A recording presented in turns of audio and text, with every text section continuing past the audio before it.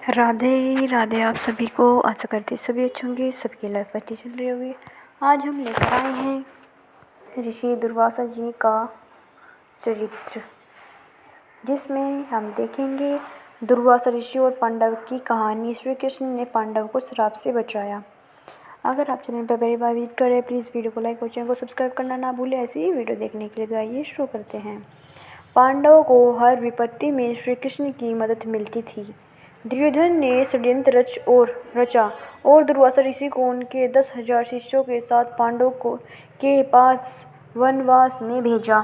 महापुरुषों को प्रसन्न करना बहुत कठिन होता है और जो भगवान से अनुराग नहीं रखते वे संतों के संग का लाभ नहीं उठा पाते। दुर्योधन ने 4 महीने तक दुर्वासा ऋषि की सेवा की, जिससे प्रसन्न होकर दुर्वासा ऋषि ने उसे वरदान मांगने के लिए कहा। दुर्योधन ने इनसे पांडवों का नाश का उचित अवसर समझा। उसे पता था कि अगर पांडव दुर्वासा ऋषि और उनके शिष्य को तृप्त नहीं कर पाए तो वे क्रोधित होकर उन्हें श्राप दे देंगे। उसने दुर्वासा ऋषि से कहा कि मेरे बड़े भाई युधिष्ठिर महाराज वनवास में हैं, आप अपने शिष्यों के साथ वहां जाएं और आतिथ्य स्वीकार करें।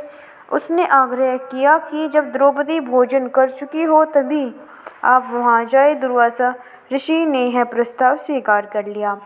अब देखेंगे दुर्वासा ऋषि का आगमन और द्रौपदी का अक्षयपात्र।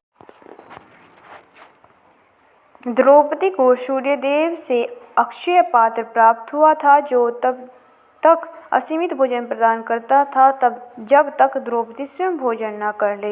एक दिन जब द्रौपदी ने भोजन करके अक्षय पात्र धोकर रख दिया, उसी समय दुर्वासा ऋषि अपने 10,000 शिष्यों सहित पांडवों के पास पहुंचे। पांडवों ने उसका स्वागत किया और कहा, कृपा आप हमारे यहाँ भोजन ग्रहण करें।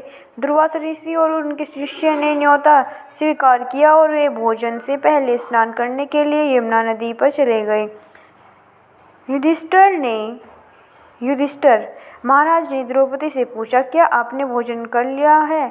द्रौपदी ने उत्तर दिया, हाँ, मैंने भोजन कर लिया है और अक्षय पात्र को धोकर रख दिया है। यह सुनकर युधिष्ठिर महाराज चिंतित हो गए। द्रौपदी ने उनसे पूछा कि उन्हें क्या हुआ।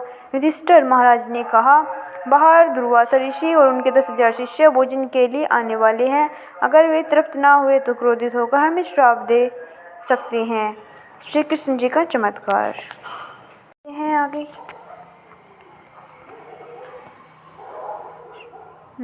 श्री कृष्ण जी का चमत्कार।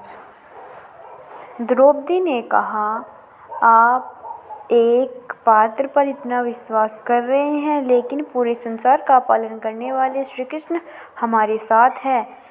वे हमें इस संकट से अवश्य बचाएंगे। फिर द्रौपदी ने श्री कृष्ण को आर्त भाव से पुकारा, हे श्री कृष्ण।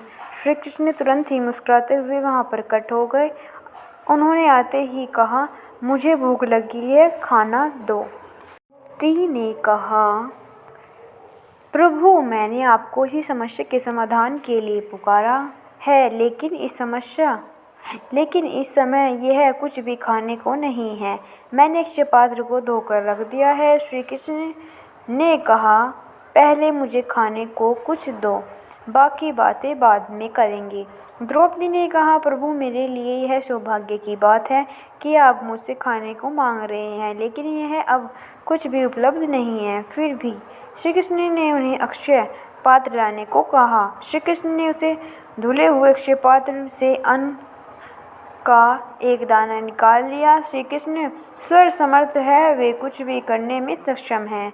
कोई साधारण स्त्री भी झूठा पात्र इस तरह नहीं धोएगी कि उसमें कुछ अन्न शेष रह जाए। और द्रौपदी तो परम पतिव्रता और यज्ञ से प्रकट हुई देवी थी। साथ ही सूर्यदेव ने जब द्रौपदी को अक्षय पात्र दिया था तो कहा था कि उनके भोजन खा लेने के बाद उस दिन के लिए कोई भी अन्न उसमें नहीं बचेगा।